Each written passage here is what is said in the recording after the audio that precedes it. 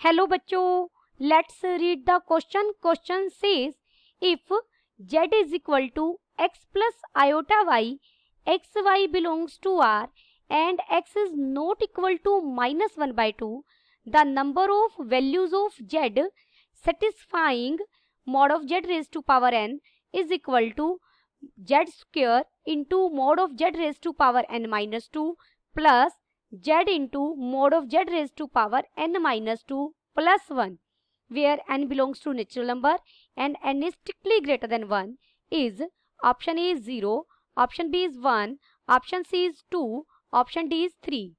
First we see the key concept. देखिए z कोई भी अगर एक कॉम्प्लेक्स नंबर है x plus iota y type का, तो z बार क्या होगा हमारा?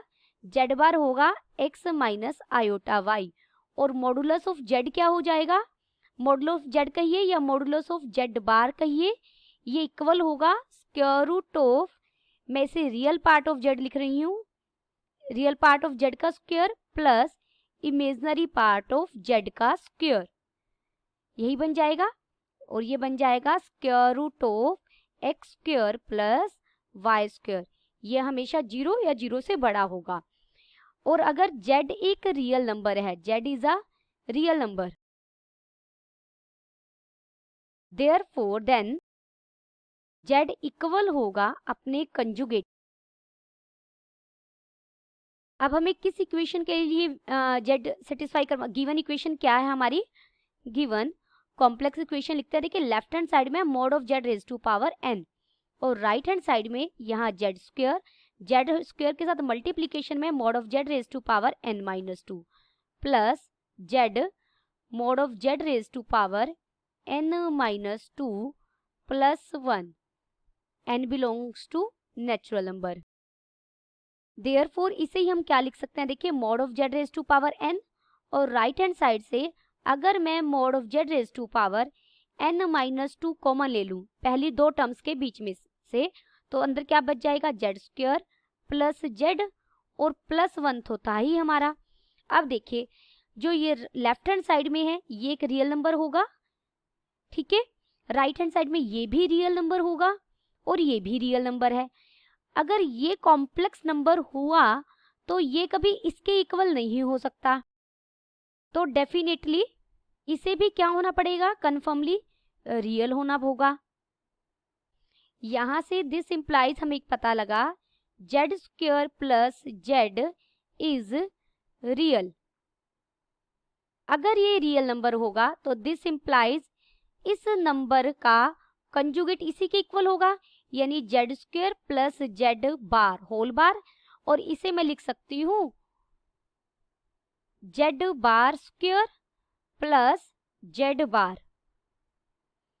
दिस इंप्लाइज यहां से देखिए z square minus z bar square किया हमने plus z minus z bar is equal to 0 हो जाएगा. दिस इंप्लाइज यहां से आप सॉल्व करेंगे तो z माइनस z बार अगर हम कॉमन ले लें तो ये अंदर क्या बच जाएगा?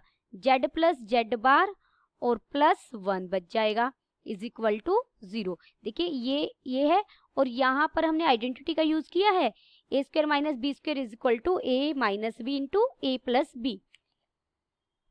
अब दिस इंप्लाइज आइदर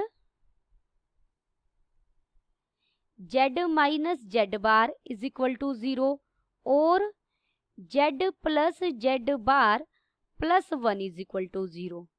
अगर ये 0 के इक्वल हुआ तो देखिए z को आप क्या रखेंगे? x प्लस आयोटा y, तो z बार क्या हो जाएगा? x minus iota y plus 1 is equal to 0. यहां से हमें x कितना मिल गया? Minus 1 by 2. बट यही लिखती हूं मैं इस तरफ x is not equal to minus 1 by 2 given. इसका मतलब क्या हुआ कि अगर आप इस क्वांटिटी को z plus z bar plus 1 is equal to 0 लेंगे तो कॉन्ट्राडिक्शन आ रही है, तो डेफिनेटली इसी को, जो ये चीज है हमारी, इसी को इक्वल टू 0 होना होगा. Therefore z minus z bar is equal to 0, इसका मतलब क्या हो गया, जेड जेड बार के इक्वल हो गया, और कोई भी नंबर अपने कंजुगेट के इक्वल हो, this implies z is real, सिर्फ रियल पार्ट ले लेंगे हम इसका, this implies z is equal to x, क्योंकि इमेजनरी पार्ट तो 0 हो जाएगा। देयरफॉर गिवन इक्वेशन, जो गिवन इक्वेशन थी हमें, वो अब क्या बन जाएगी, रिड्यूसेस टू, गिवन इक्वेशन में z की जगह आप x रख दीजिए, तो हमारी इक्वेशन क्या बन जाएगी, x raise to power n is equal to x raise to power n plus x into mod of x raise to power n minus 2 plus 1। This implies यहां से हमें x into mod of x raise to power n minus 2 मिल जाएगा, minus 1 के equal. देखिए ये number तो 0 या 0 से बड़ा होगा, तो यहाँ से x को क्या होना पड़ेगा, तो x को होना पड़ेगा -1। x तो हमारा z ही था, यानी z को क्या होना पड़ेगा, -1। तो हमें नंबर ऑफ सॉल्यूशंस कितने मिले, 1। हमें यहाँ number of values he find out करनी थी z की, तो नंबर ऑफ सॉल्यूशन इज 1। तो हमारा ऑप्शन कौन सा सही हो गया, option B is correct. Option B is correct. Hope you understood it well. Best of luck.